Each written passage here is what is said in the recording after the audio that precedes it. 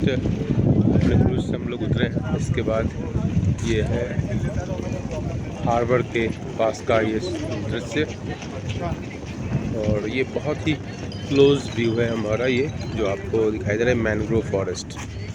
और इसके बता दो इसकी विशेषता क्या होती है। इसके जो जड़ें हैं, रूट्स, उनका हॉरिजॉन्टल एक्सपेंशन होता है और ये काफ़ी हेल्पफुल होता है सॉइल इरोजन को रोकने में।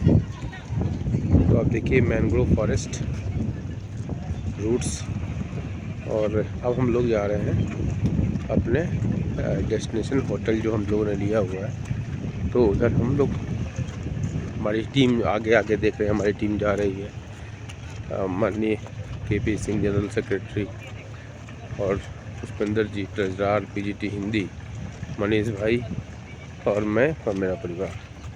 तो ये सब बच्चे जा रहे हैं और सारी टीम जा रही है।